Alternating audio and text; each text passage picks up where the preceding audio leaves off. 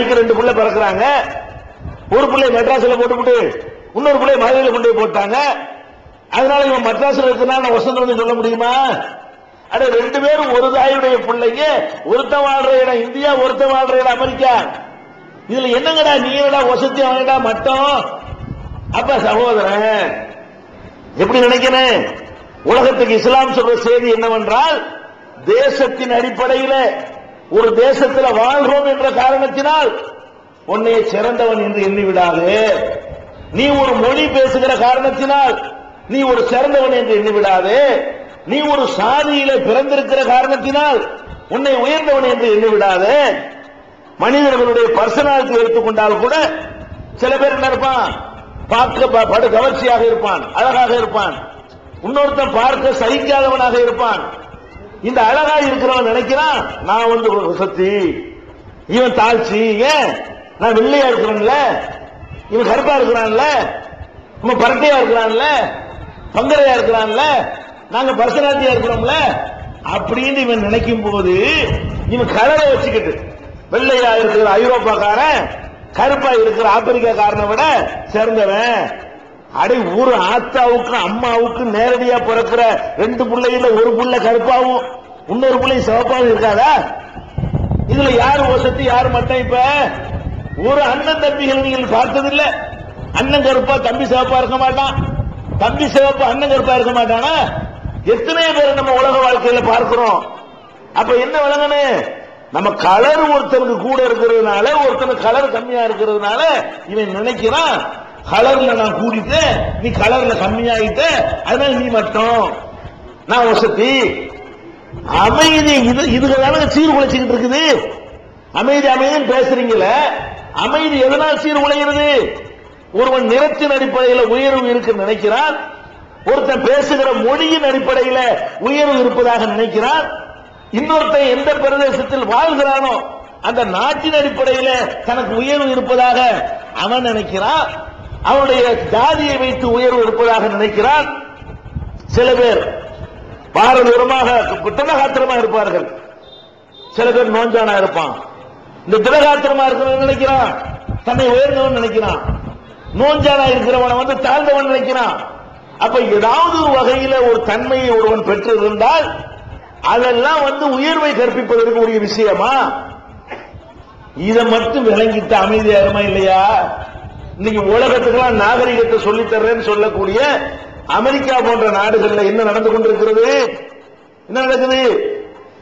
நாகரிகத்தை உலகத்துக்கெல்லாம் சொல்லித் தர்றாங்க அமெரிக்காவுல.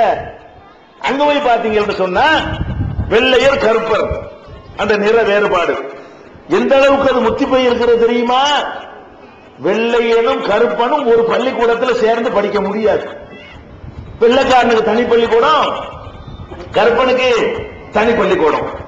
வெள்ளையனுக்கு தனி மருத்துவமனை, கருப்பனுக்கு தனி நீக்குறவர்களுக்கு தனி மருத்துவமனை. சொல்ல போன அவன் தான் அமெரிக்காவுடைய பூர்வீக குடிமக்கள்.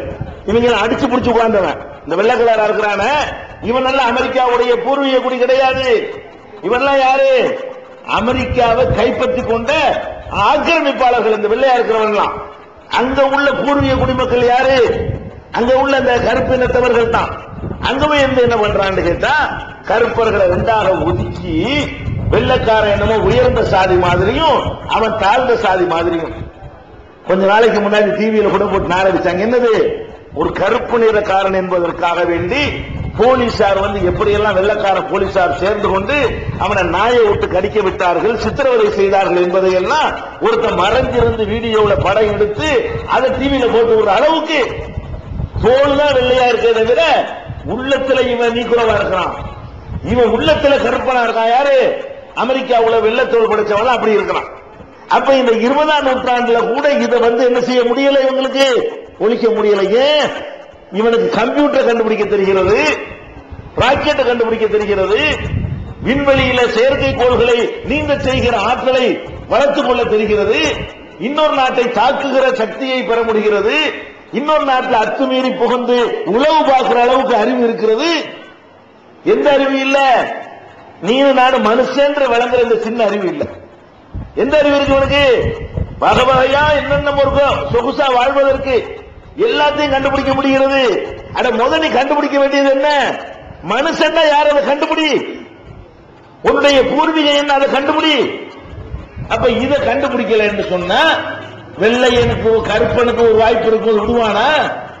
நீ வெள்ளையன் கையில உனக்கு ஆதிக்கம் இருக்கும்போது நீ அவனை மிதிச்சீங்கன்னா ஒரு அளவுக்கு பொறுத்திருப்பான். ஒரு எல்லை மீறினா அவன் கையை திருப்பி பிடிச்சானா என்ன ஆகும்? அமைதி கெட்டு பெருமா இல்லையா? அப்ப அமைதி ஏற்படுவதற்கு என்ன வரணும்? நிறத்தின் அடிப்படையிலான உயர்வு தாழ்வுகள் கிடையாது. ஒருவன் நிறத்திலே நல்ல நிறத்தில் இருப்பதனாலும் இன்னொருத்த நிறம் மட்டமாக இருக்கிற காரணத்தினாலையும் அவன் வசந்தவனும் கிடையாது, இவன் தாழ்ந்தவனும் கிடையாது. இந்த செய்தியை நபிகள் நாயகம் ஸல்லல்லாஹு அலைஹி வஸல்லம் அவர்கள் தங்களுடைய வாழ்நாளிலே நிறைவேற்றி காட்டினார்களா இல்லையா? இவங்க என்ன ஜாதி வரி பிடிச்சவங்க, நிறவரி பிடிச்சவங்க, இவங்களை எல்லாம் மிஞ்சியவர்கள் அரபு நாட்டில் உள்ளவன். அரபு நாட்டில் நபிகள் நாயகம் எந்த ஜாதியில பிறந்தார்களோ அந்த ஜாதி நம்ம நாட்டில் காணப்படுற ஜாதியெல்லாம் தூக்கி சாப்பிடக்கூடிய வெறி பிடிச்ச ஜாதி. நான் தான் ஒசந்தவேங்கிற ரொம்ப மமதையும் இருமாப்பும் கொண்ட சாதியில் தான் நபிகள் நாயகம் பிறக்கிறாங்க. எந்த அளவுக்கு? கருப்பு இனத்த மக்களையும் வெளியூர்ல இருந்து வந்து குடியேறிய மக்களையும் தாழ்ந்த குலம் என்று கருதிய மக்களையும் மனிதர்களாகவே பாவிக்காத அளவுக்கு அவங்க இரண்டாம் தரமாக அந்த மக்களை நடத்தினார்கள். எந்த உரிமையை கொடுக்க மாட்டார்கள். அப்படி வந்து ஒரு அடிமைகளாக வைத்து ஆடு மாடுகளை விட கேவலமாக நடத்தி கொண்டிருந்த அந்த சமுதாயத்தில் நபிகள் நாயகம் தோன்றி என்ன பண்றாங்க? அவங்களுடைய அந்தரங்க செயலாளராக ஒரு கருப்பினத்தவரை வைத்துக் கொள்கிறார்கள், பிலாலை. பிலால்னா யாரு? அவங்களுக்கு அடிமை, அவங்களுக்கு தீண்டத்தகாதவர், கீழ்ச்சாதி. இப்படி கருதப்பட்ட பிலால் யாரு? நபிகள் நாயகம் ஸல்லல்லாஹு அலைஹி வஸல்லம் அவங்களுக்கு அந்தரங்க செயலாளர். பிலாலுடைய பர்மிஷனை கேட்டுத்தான் யாரும் என்ன செய்ய முடியும்? நபிகள் நாயகத்தை பார்க்கவே முடியும். என்கிற அளவுக்கு நெருக்கம்.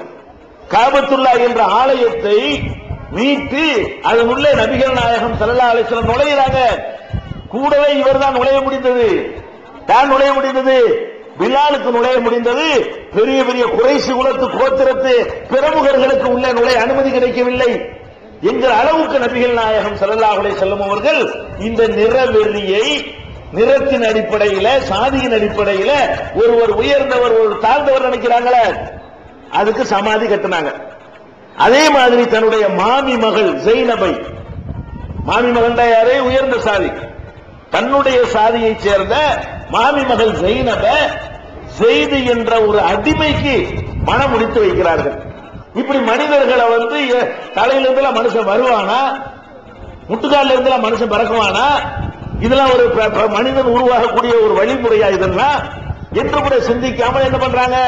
மனிதர்களை வகுத்து தலையிலிருந்து வந்தவங்க வசந்தவங்க, மத்த இடத்துல இருந்து வந்தவங்க, அதுக்கு தகுந்த மாதிரி தாழ்ந்தவங்க அப்படின்னு ஒரு சித்தாந்தத்தை உலகத்தில் வச்சுக்கிட்டு நாங்க அமைதியை கொண்டு வர போறோம். எப்படி கொண்டு வருவீங்க? எப்படி அமைதி வரும்? நீங்க என்னென்ன சட்டம் போட்டீங்க? எதுக்கு? சுதந்திரம் அடைஞ்சு எத்தனை வருஷம் ஆகுது? வெள்ளைக்காரன் இருந்து எவ்வளவு காலம் இந்த சட்டத்தை எல்லாம் போட்டா? என்ன சட்டம்? வங்கொடுமை சட்டம். வங்கொடுமை சட்டம் விளங்குங்க. தாழ்த்தப்பட்ட மக்களுக்கு எதிராக நீங்க ஏதாவது அவனை திட்டிட்டீங்கன்னு சொன்னா, அவனை சாதி பேரை சொல்லி இழிவுபடுத்திட்டீங்கன்னு சொன்னா, அதுக்காக போடக்கூடிய சட்டம் தான் என்னது? வன்கொடுமை. அந்த செக்ஷன்ல பிடிச்சு போட்டா உங்களுக்கு ஜாமீன் கூட கிடைக்காது. இவ்வளவு கடுமையாக எல்லாம் சட்டம் போட்டாங்களே நம்ம நாட்டில்.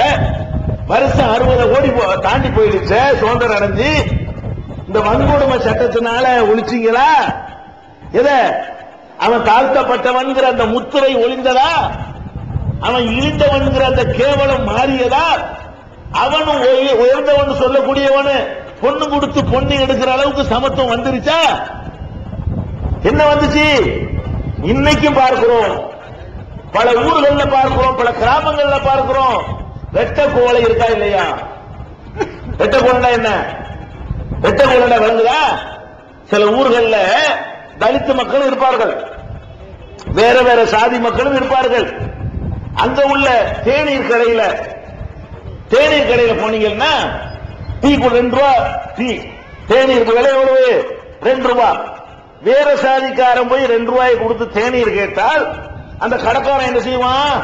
கண்ணாடி கிளாஸ கழுவி, சுடுதண்ணி ஊற்றி கழுவி, அதுல டீயை போட்டு அவன் கையினால எடுத்து கொடுப்பான். டீய குடிச்ச பிறகு வேற சாதிக்காரன் டீய குடிச்ச பிறகு அந்த கிளாஸ வச்சுட்டு போயிடுவானா, அத கடை ஓனரை எடுத்து என்ன செய்வான், கழுவி கவுத்தி வைப்பான். இது யாருக்கு? வேற சாதிக்காரனுக்கு. இதே தலித்துக்காரன் வருவான், தலித்து சாதிக்காரன் வருவான், டீ கடையில் டீ கேட்டு வருவான், அவன் அந்த 2 ரூபா தான் கொடுப்பான். அவனுக்கு டீ கொடுப்பாங்களா? கொடுக்க மாட்டாங்க. அந்த கீழே வந்து சிரட்டை இருக்கிற சிரட்டை